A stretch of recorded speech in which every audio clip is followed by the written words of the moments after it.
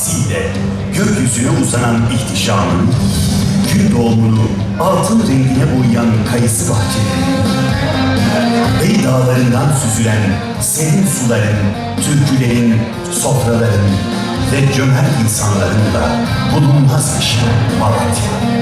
Bugün eşi bulunmaz Malatya'mızda bir güne 3 şölen sığdırıyoruz. Bir yandan sosyal konutlarımızın kurallarını çekeceğiz.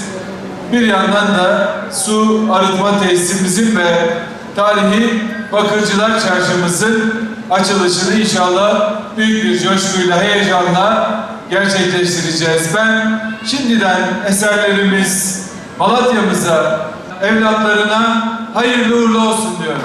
Rabbim bu cennet vatana bir kez daha o acıları yaşatmasın diyorum. Malatya'da acının yerini umut, enkazın yerini sapasağlam 80 bin konut aldı. Annelerimizin duaları kabul oldu. Çocuklarımızın sevinci hanelerimizi doldurdu. Esnaf kardeşlerim kepenklerini bereketle Bismillah diyerek yeniden açtı. Şimdi bu alanda Malatya her gelişimizdeki coşkuya, bizi bir araya toplayan güzelliklere baktığımda binlerce kez Rabbime şükrediyorum. Yaşadığımız o acı günleri gerçekten birbirimize destek olarak bizi kardeş kılan Rabbime binlerce kez şükrederek, dua ederek yine her geldiğimde hatırlıyorum.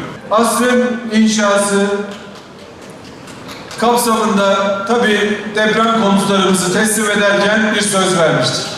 Konutlar bitti diye biz deprem bölgesindeki işimiz bitmeyecek. Hem afetin izlerini sileceğiz hem de şehirlerimizin geleceğini hep birlikte inşa etmeye talibiz dedik. İşte Cumhurbaşkanımız Sayın Recep Tayyip Erdoğan'ın liderliğinde başlattığımız 500 bin ki Cumhuriyet tarihinin en büyük sosyal konut hamlesi de bu anlayışın en güçlü göstergesidir. Çok değil, bundan 6 ay önce yine Malatya'mızda bir araya gelmiş ve hak sahibi kardeşlerimizin kurallarını çekmiştik.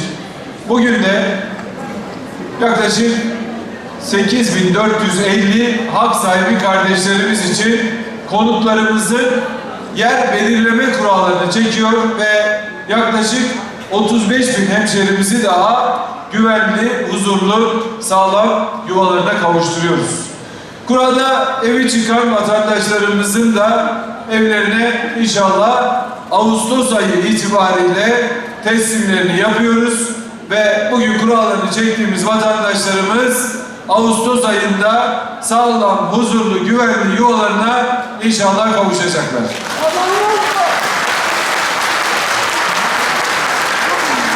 Böylece Malatya'da konut arzını artırıyor. Vatandaşlarımızı zora sokar, kira fiyatlarını da düşürüyoruz. Rabbim tüm hemşehrilerimizin yeni yuvalarında sağlıkla, huzurla, bereketle oturmayı nasip etsin diyorum. Hayırlı uğurlu olsun diyorum. Bugün Malatya'nın geleceğine dair 2 önemli eserimizi daha hizmete alıyoruz.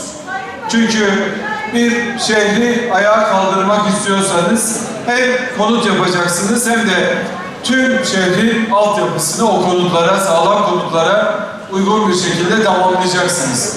O şehrin altyapısını güçlendirmek, çevresini korumak, üretimini desteklemek ve ticaretini de o eski günlerine getirip canlandırmak da en az konut kadar önemlidir. İşte bu anlayışla hayata geçirdiğimiz Duranlar Atık Su Arıtma Tesisimiz ki Malatya'nın 50 yıl sorununu, problemini çözecek ve bir taraftan da doğamızı koruyacak, su kaynaklarımızı daha verimli kullanacak ve gelecek nesillere daha yaşanabilir bir şehir bırakmamıza da inşallah katkı sağlayacaktır. Bu eser sadece bugünün değil, yarının Malatya'sına, yarının çocuklarına, evlatlarına hizmet edecek stratejik bir çevre yatırımı olacak ve diğer taraftan da işte depremde ağır hasar gören tarihi Bakırcılar Çarşımız. Çok önemsedik. İstedik ki Malatya Meydanı çarşılarıyla, camisiyle, oradaki sokaklardaki canlılığıyla yeniden ayağa kalksın. İşte burası Malatya'nın emeği, Malatya'nın kültürü, alın teri ve aslında asırlık hafızasıdır. Bugün yenilenen alanlarda esnaf kardeşlerimiz yeniden dükkanlarının kapısını huzurla açıyor. Ve çarşımız inşallah yeniden hayat buluyor. Ticaret burada yeniden canlanıyor ve sokaklarımız bereketle, huzurla, mutlulukla doluyor. Çünkü biz biliyoruz ki bir şehrin gerçek gücü üreten esnafında, çalışan insanında ve canlı çarşılarındadır. Esnafı ayağa kalkan şehir güçlenir. Çarşısı yeniden canlanan şehir geleceğe güvenle bakar. İşte biz de bu anlayışı Malatya'mızı hem bugünün ihtiyaçlarına hem de geleceğin şehir vizyonuna göre yeniden inşa ettik. Bugüne kadar değerli hemşehrilerim, Malatya'mıza bakanlığımız eliyle tam 525 milyar liralık yatırım gerçekleştirdik ve halihazırda 310 milyar liralık yatırımımızla olanca hızıyla devam ediyor.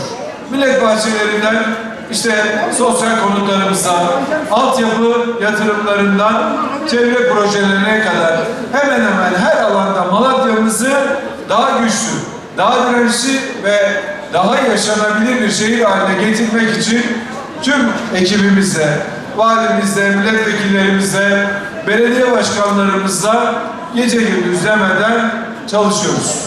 Elhamdülillahi Rabbil Alemin. Senin rızana uyarak ellerimizi açtık. Dualarımızı kabul eyle ya Rabbi. Ya Rab, evler, yuvalar inşa ettik. Evlerimizi huzur ve saadet yuvaları eyle ya Rabbi. Bugün açılışını yapacağımız çarşımızı bereketle çalıştırmayı nasip eyle. Helalinden kazanıp helalinden harcamayı nasip eyle. Arıtma tesisimizde hayırlı eyle ya Rabbi. Gönüllerimizi de arıtmayı bizlere nasip eyle ya Rabbi. Evet, en çok önemsediğimiz işlerimizden bir tanesiydi. Malatya Bakırcılar Çarşımız. Bugün hamdolsun esnafımız burada artık iş yerlerini açıyor.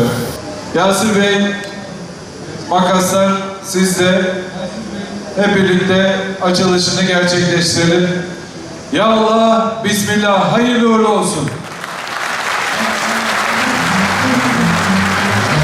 Kıymetli Malatya'da hemşehrimiz, Malatya ekonomisine karşımızda Yeşilyurt Belediye Başkanımız Sayın İlhan Geçit. Evet, başkanım, tüm hazırına tekrar selamlarımızı gönderiyoruz. Söz sizde, bir projeyle ilgili de kısa bir bilgi verelim. Buyurun. Evet Sayın Bakanım, bugün Yeşilyurt ilçemizin Duranlar bölgesinde sizin desteklerinizle hibe olarak sağlanan 2.2 milyarlık yatırımla 30 kilometrelik kolektör ve ileri biyolojik atık su arıtma tesisinin açılışını yapıyoruz.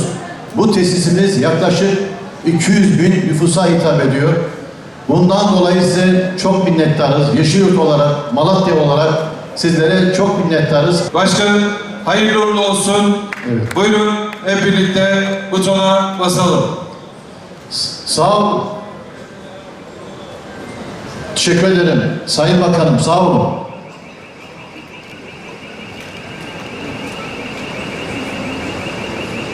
Şimdi Malatya'mıza Ağustos ayı itibariyle vatandaşımızın oturacağı 8.000 yaklaşık 500 konutumuzun kurallarını belirliyoruz ve Ağustos ayında da bu teslimi gerçekleştireceğiz ve kuramızı çekelim. Hep birlikte butona basalım ve hak sahiplerini belirleyelim. Ya Allah, Bismillah. Hayırlı uğurlu olsun. Saygıdeğer konuklar, kıymetli Malatyalı hemşehrilerimiz, ev sahibi...